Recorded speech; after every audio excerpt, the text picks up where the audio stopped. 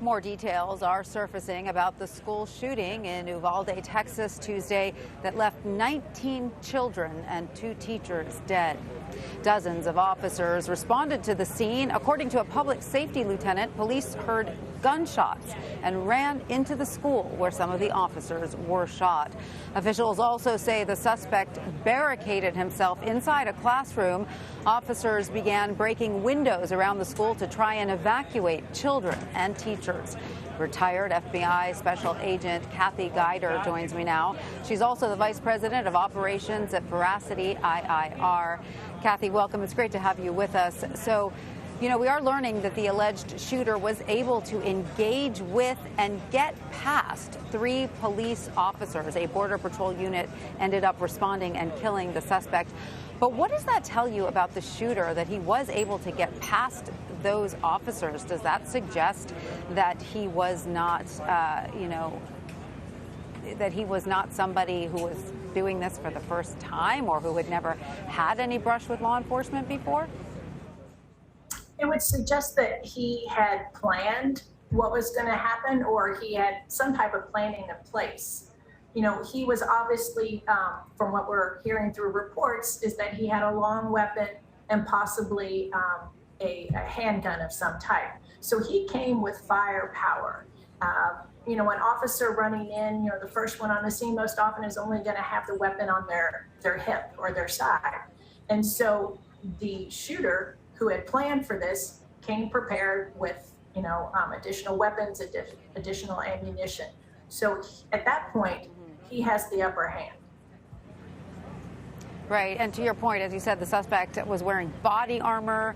He was carrying an AR-15 assault rifle. And we learned that he barricaded himself into a classroom with children, and multiple law enforcement officers were shot during this incident. This shooting, sadly, we have other school shootings to compare it to, which is in itself devastating. But this is different from some in the past in that he seemed to stay in one place. He inflicted maximum damage in that area, but he wasn't roaming the halls. What does that tell us about the way law enforcement might respond? Well, purely speculation, but because of maybe being engaged so early on by that first officer, he may have decided barricade into one location. If there's one officer, there's going to be more coming.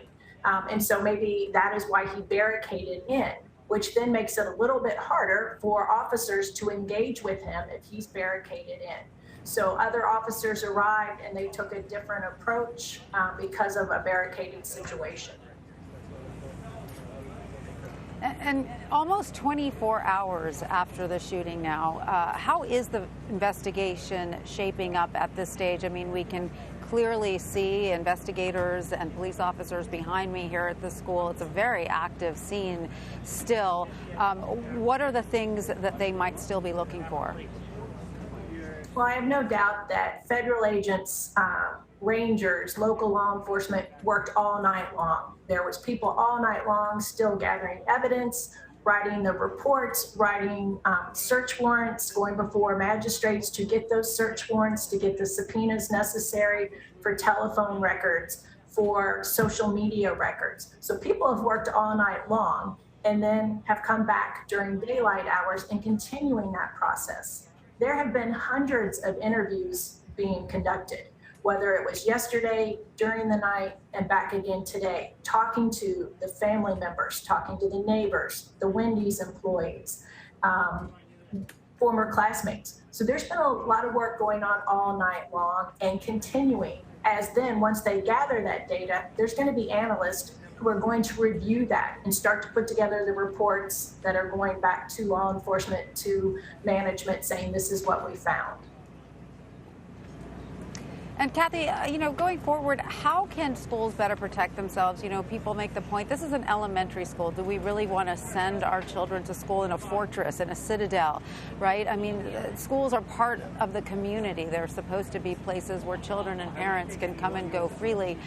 So how do we balance that with also wanting to keep our children safe? You're right. It's a delicate balance, but schools can work with local law enforcement and their federal partners. We've seen it in the areas that I live in Indiana, schools working together with law enforcement all coming together at the local and federal level. The summer is going to be a great opportunity for schools to get with security officials, whether it's local law enforcement, federal law enforcement, or private companies, to come out and conduct physical security assessments. Look at the lay of the land. Look at each school campus location. What can be done? Some of these things are minor that won't stand out to everybody. The cameras. Numbering doors, camera systems that you have to be buzzed into that school and can only have access to an office, where there are doors then that are closed for further entry. So there's things that can be going on right now, and I hope that over the summer schools take a look at their properties, they work with law enforcement and work with security officials to take the things that they can do now and get them done before next school year starts. Kathy Guider, thank you. We appreciate your insight.